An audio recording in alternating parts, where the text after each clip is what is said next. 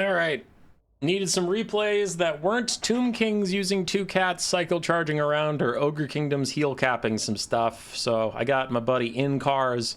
We got a best of 3, and we got some interesting matchups for you. Now, we're not trolling. As far as I know, this is a serious build for him in this matchup, and mine's a serious build for me in this matchup. I did just try and find some matchups that weren't overdone to death at this point on this very long patch while we're waiting for a refresher, right? Now, to be fair, I believe I cast game 1 before this, and then this is not game 2, this is game 3 in our best of 3. Game 2 was Empire versus the Greenskins, and he used the Acid Burpa plus a Greenskin Rush, and Balthazar Gelt got hit 3 times in a row by the Acid Burpa, got insta-killed at the start of the game, and then after that it was kind of a slow infantry fight to the death. It wasn't very interesting, but he did beat my bottoms. This is game 3.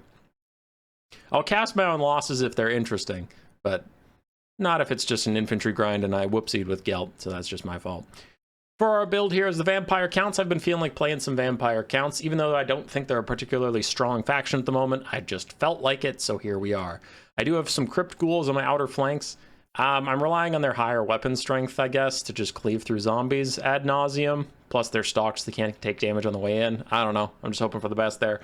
Zombies in the front line, Graveguard and Königstein Stalkers, including the Sternsman as well. For a bit more of a tanky front line, so we have a tanky front line with zombies and Graveguard that'll slowly churn through the coast. And then we have Crypt Ghouls on the sides that should do a little bit more damage more quickly. Then I have Cairn Wraiths. I really wanted to try them out.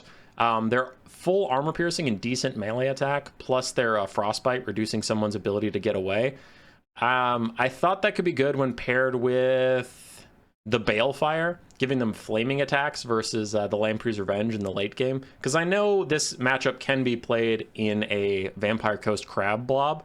So I thought 2 Cairn Wraiths that I could keep in reserve until I need them could be good for that. And then I brought Helm and Gorst for his Mortis Engine effect.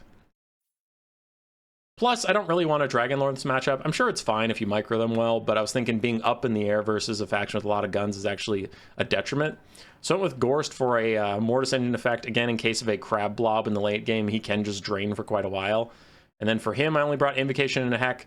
For my Necromancer with his Corpse Cart with Balefire, I brought Raise Dead and the Lesser Raise Dead Summon. So I split up my spellcasters. If one gets sniped, it won't be such a big deal. Varix Reavers and another Black Knight just for some mobility. Unfortunately, my opponent brought a single cannon, so Gorst is in trouble.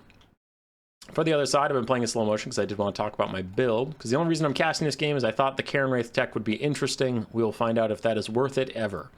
The other side, for in-cars, we have handgun mobs behind regular deckhands mobs, pistols on the far sides, Rotting Promethean crabs, and then crabs with gunners on them, including the Lamprey's Revenge self-healing ones, Shade Wraith gunners, Carronade, and some animated hulks. We do have a polearms caster of the deep with the Rotting Promethean summon and Tide Call.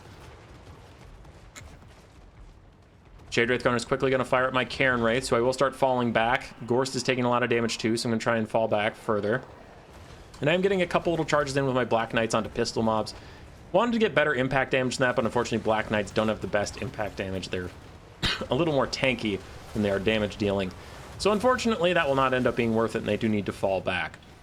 Plus Crypt Ghouls took a lot of damage from something. Not sure what did all that damage. Looks like maybe a Tide Call went through them, but now the handgun mobs are trying to get into them. Will not work, and we will be able to just feast on deckhand mobs for a little bit and maybe get some healing out soon.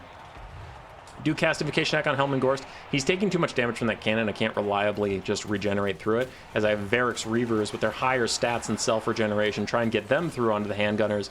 Doing good damage. I really need to get to that Carronade, but we have crabs literally sitting there waiting to kill anything that gets over there, so I'm not so sure yet. Keeping my Cairn Wraiths nice and safe in the background. I do want to deploy them late game when we're down to just crabs. I really don't want them getting killed early, but I don't know how long I can hold back, as Gorst is taking a lot of damage from that Carronade, and we're not getting through the front line particularly quickly.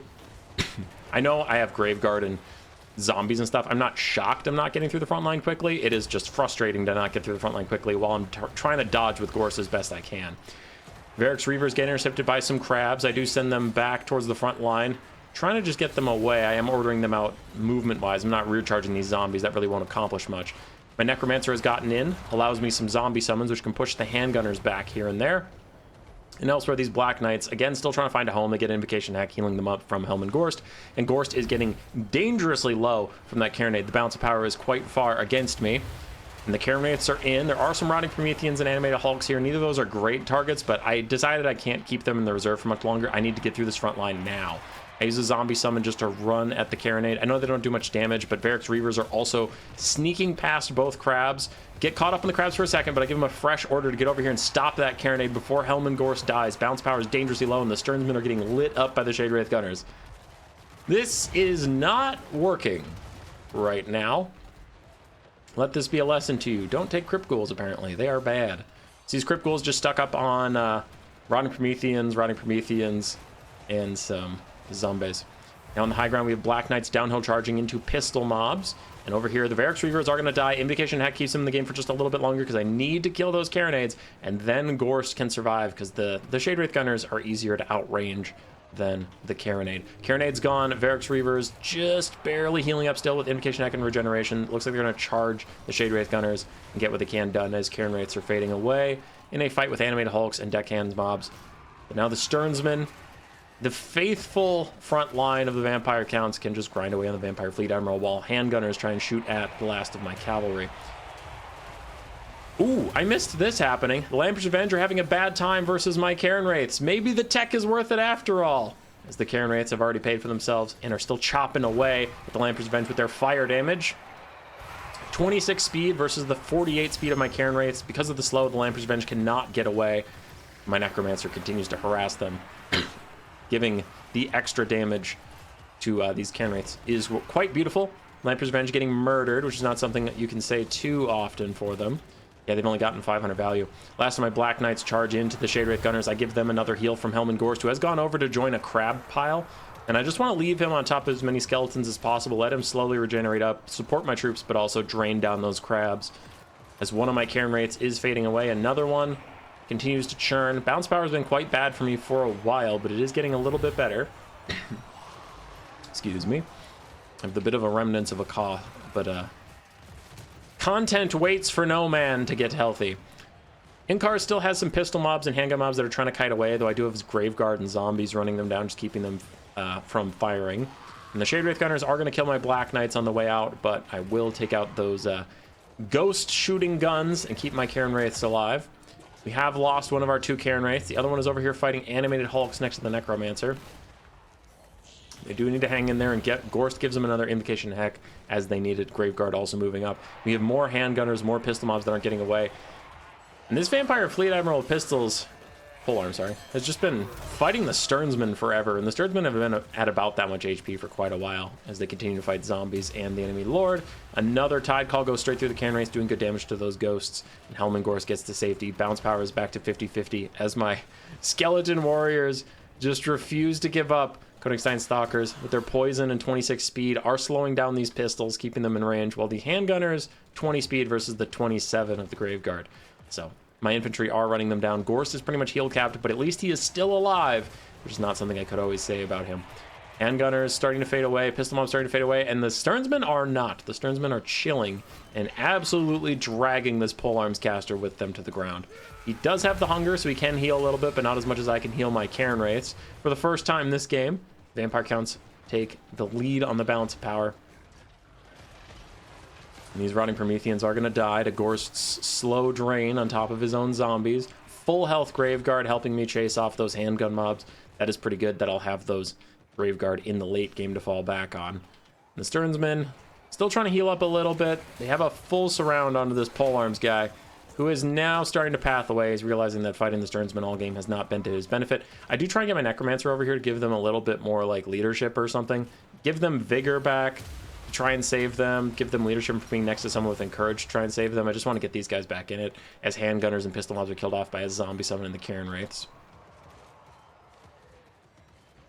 There they go. The last stand of the Vampire Coast is these Rotting Promethean gunnery mobs. They're not the Lamper's Revenge. They don't have self-healing, but they can still churn through a lot. Surrounded by two zombies and Helm and Gorst. Gorst is, of course, draining them down quite nicely and staying safe, but if those shotguns can actually shoot at him, that would do a lot of damage. Unfortunately, the Graveguard are not able to be saved, even with their self-healing. They're just not really getting enough out of it, but the balance of power is heavily in the Vampire Count's favor, as I have more Graveguard and Cunningstein Stalkers coming back into the fight. Helmengorst is going to throw down another heal onto the Cairn Wraiths, I believe, probably heal capping them, as that drain is quite brutal. Vampire Fleet Admiral of the Deeps goes for Gorst. Probably his last chance to take out my leadership, maybe get these guys to crumble faster and no more healing for the Cairn Wraiths, I suppose, and then he just spams Tide Calls to try and win. So in he goes to go fight Gorst. And the shotguns are firing, but the shotguns are firing at the zombies all around that are keeping me safe because they can't focus their fire on Gorst. Cairn Wraiths get Invocation Heck, charge straight in, have all the buffs they could ever need, and they tear apart the Rotting Prometheans enough to trigger army losses. And it's a Vampire Count's Helmengorst come from behind win on the backs of Cairn Wraiths. 100 kills, 1900 value on one of my Cairn Wraiths. The other one not as much because I kind of threw it to its death, and that's me trolling. Varix Reavers and the Black Knights didn't get too much done, but they were, I guess, around when I needed them to stop that cannon. Crypt Ghouls, mixed value. Sternsmen did very well. Cunningstein Stalkers and the Graveguard were really my heroes. And then Gorst, with only 500 value, not able to drain the blob like I was thinking, but he survived.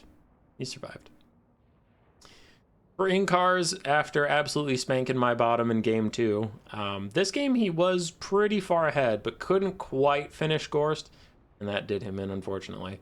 There was no Acid Burpa this time to steamroll over my lord, to destroy my lord in all of his might. So, yeah, GG's, dude. GG's. Roar. Subscribe, yes, yes.